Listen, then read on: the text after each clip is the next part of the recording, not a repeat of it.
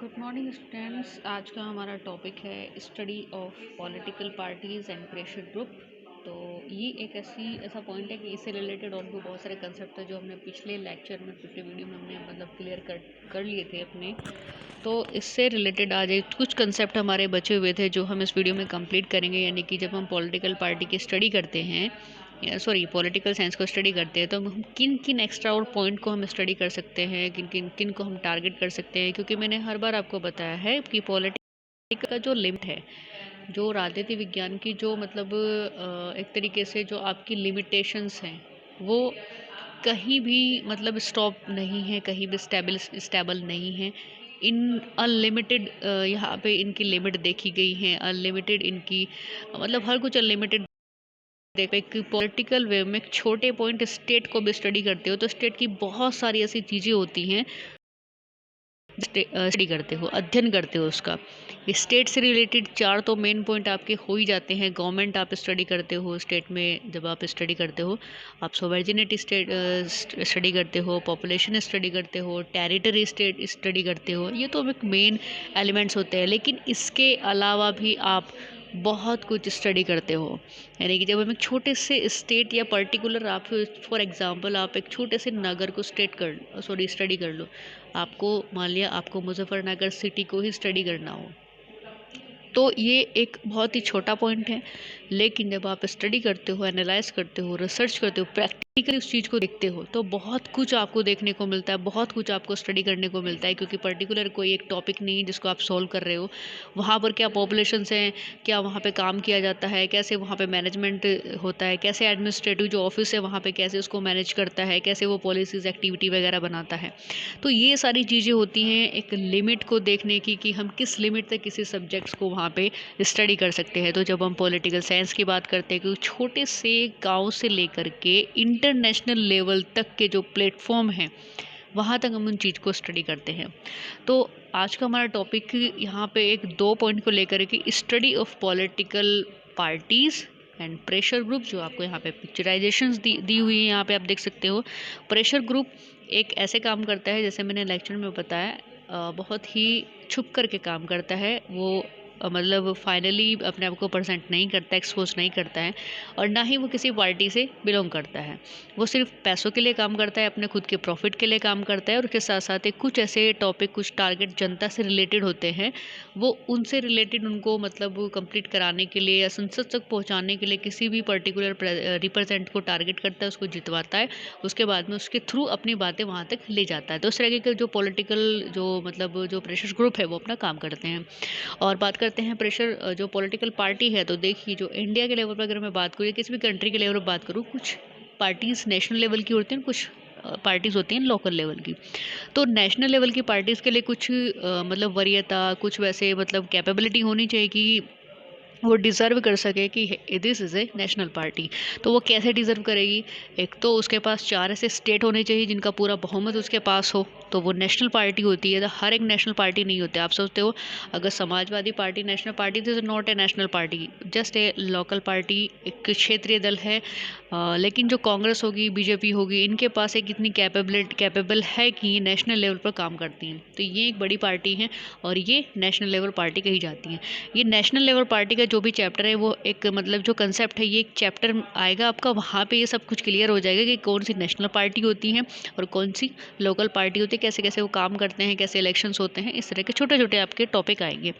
तो आज हम यहाँ पर डिस्कस करके देखिए, सबसे पहले हम बात करते हैं study political party pressure group. तो आज राजनीतिक विज्ञान का अध्ययन आगे बढ़ चुका है। यानी कि हम देखें तो हर बार कुछ ना कुछ नया हमें मिलता रहता है, वो फ्लेक्सिबिलिटी देखने को मिलती है। और आज अध्ययन में, यानी कि आज की स्टडी में, हम राजनीतिक दल और दबाव समूह सबसे अधिक महत्वपूर्ण रूप में हम यहाँ पे रखते हैं। और यही वो संस्थाएं हैं, ये देखिए दो, इनका क्या है, ये ऑर्गेनाइजेशंस हैं जिनके द्वारा समस्त राजनीति को परिचालित किया जाता है। अगर आपको जो पॉलिटिक्स है उसको आप कैसे चलाओगे, तो पॉलिटिकल पार्टीज़ के बिना वो नहीं चलेंगी, वो ज़रूरी है। दूसरी बात, जो प्रेशर ग्रुप है उनके बिना वो नहीं चलेंगी, वो ज़रूरी है। तो दोनों ही इसके बेस होते हैं, दोनों ही इनके बेसिक होती हैं, जिनकी वजह से इनको थोड़ी फ्लेक्सिबिलिटी, थोड़ी एक्टिविटी इनमें देखने को मिलती है।